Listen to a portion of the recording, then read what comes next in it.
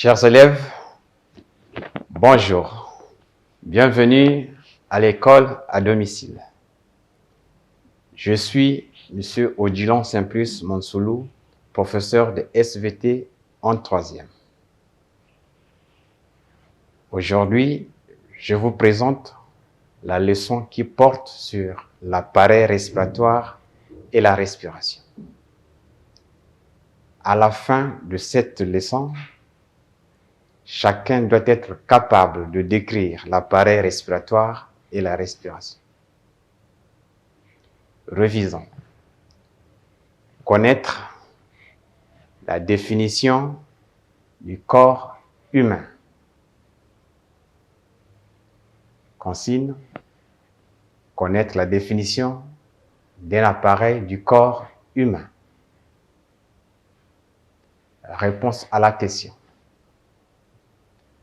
Un appareil est un ensemble de différents organes qui accomplissent une fonction de l'organisme. Observons la coupe, le schéma de la coupe longitudinale de l'appareil respiratoire de l'homme. Cette coupe nous montre les voies respiratoires avec les organes respiratoires qui sont les poumons. Les poumons sont protégés par une membrane à double feuillet appelée la plèvre. Une personne doit respirer pour vivre. Et pour respirer, il faut de l'oxygène, car l'oxygène est indispensable pour le bon fonctionnement de l'organisme. On s'exerce. Exercice. Une personne adulte effectue 16 mouvements respiratoires par minute. Question numéro 1. Définis la capacité respiratoire. Question numéro 2. Calcule le nombre de mouvements respiratoires effectués par un adulte après 20 minutes. Consigne. Connaître l'appareil respiratoire. Réponse à la question. Réponse numéro 1. La capacité pulmonaire ou respiratoire est le volume total de gaz inspiré et expiré par un individu en un temps donné. Réponse numéro 2. En 20 minutes, la personne adulte va effectuer 320 mouvements respiratoires. L'opération qui nous donne cette réponse, c'est 16 mouvements respiratoires fois 20. Retenons. La respiration pulmonaire, c'est la fonction par laquelle l'organisme absorbe le dioxygène et rejette du dioxyde de carbone. En effet, la respiration joue un rôle important, c'est-à-dire elle permet l'oxydation lente des nutriments ou substances nutritives parvenues dans les cellules. Cette oxydation des nutriments fournit de l'énergie nécessaire à l'accomplissement normal des fonctions cellulaires et se réalise selon l'équation suivante. Le nutriment appelé glucose se combine avec l'oxygène inspiré par l'organisme et ceci nous donne la formation de l'eau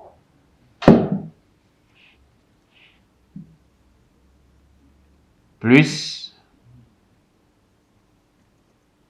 le gaz carbonique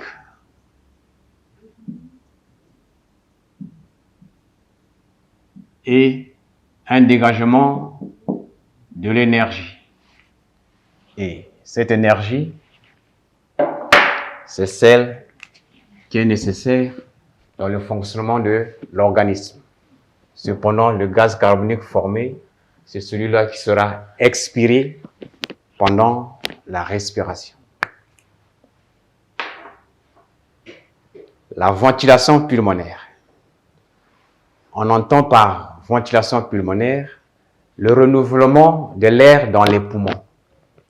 Elle est caractérisée par deux phénomènes, les mouvements respiratoires et les échanges gazeux. 1. Les mouvements respiratoires. Ils sont de deux types, l'inspiration et l'expiration. L'inspiration, c'est le mouvement qui fait entrer l'air riche en oxygène dans le poumon, et ce qui entraîne le soulèvement de la cage thoracique. Et l'expiration, c'est le mouvement qui fait sortir l'air riche de dioxyde de carbone des poumons, et ce qui fait rabaisser la cage thoracique.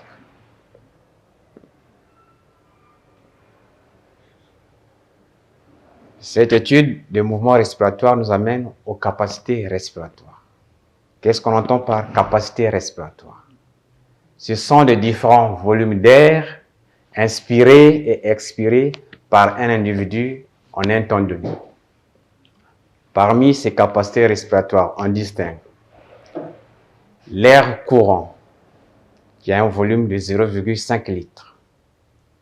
L'air courant, c'est le volume d'air inspiré et expiré au cours d'un mouvement respiratoire normal. Ensuite, nous avons l'air complémentaire, qui a un volume de 1,5 litres. C'est le volume d'air qui entre dans les poumons au cours d'une inspiration forcée. Une inspiration forcée, c'est une inspiration qui est prolongée. Nous avons encore l'air de réserve. Son volume est égal à 1,5 litres. Et c'est le volume d'air qui sort des poumons après une expiration forcée. L'air résiduel ou alvéolaire. C'est le volume d'air qui reste toujours dans les poumons après une expiration forcée. La capacité vitale. Cette notion veut dire quoi? La capacité vitale, c'est la somme de l'air courant, 0,5 litres, l'air complémentaire, 1,5 litres, et l'air de réserve, 1,5 litres. Le total nous donne 3,5 litres. La capacité pulmonaire ou totale, c'est la somme de la capacité vitale qui est égale à 3,5 litres et l'air résiduel qui est égal à 1,5 litres. Ce volume total nous donne 5 litres. Donc, la capacité vitale est égale à 3,5 litres et la capacité totale ou pulmonaire est égale à 5 litres. Le rythme respiratoire. Le rythme respiratoire est le nombre de mouvements respiratoires effectués par minute. Il varie en fonction de l'âge, de l'activité physique et de l'état de santé. Ainsi, un adulte en bonne santé au repos effectue 16 mouvements respiratoires par minute. Et un enfant effectue 20 mouvements respiratoires par minute. Cependant, un nourrisson, lui, il effectue 35 mouvements respiratoires par minute. Remarque, le volume d'oxygène est égal au volume d'air divisé par 5.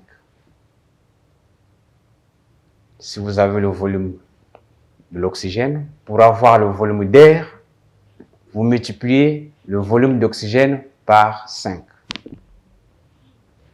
Un jour est égal à 24 heures, et 24 heures nous donnent 1400 40 minutes. 2. Les échanges gazeux. Au petit 1, nous avons étudié les mouvements respiratoires. Au 2, nous étudions les échanges gazeux. Ce sont des échanges qui s'effectuent au niveau des poumons et des cellules. D'abord, au niveau des poumons.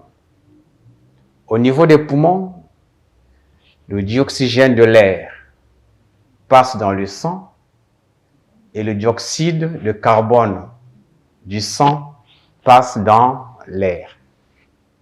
Au niveau des cellules, le dioxygène du sang passe dans les cellules et le dioxyde de carbone des cellules passe dans le sang. Hygiène de l'appareil respiratoire et la respiration. Pour assurer la bonne respiration, il faut respirer à fond par le nez et non par la bouche. Éviter de respirer l'air pollué. Aérer les ouvertures des maisons.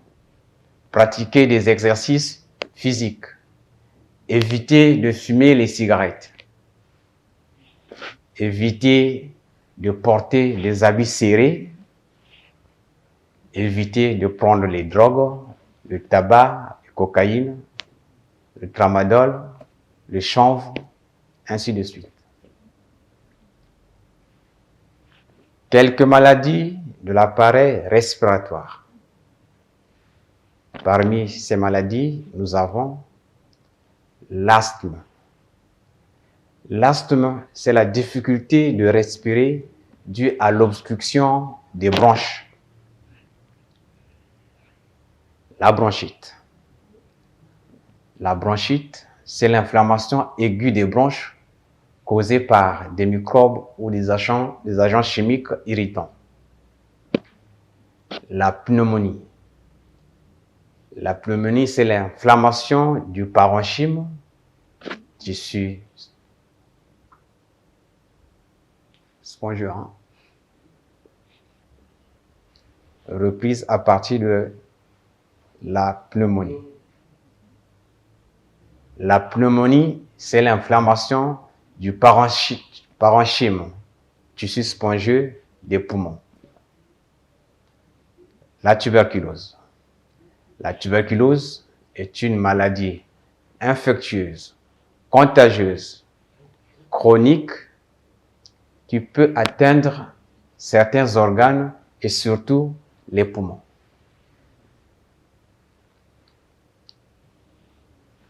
Chers élèves, notre leçon portant sur l'appareil respiratoire et la respiration aujourd'hui est terminée. Je vous dis au revoir et à bientôt.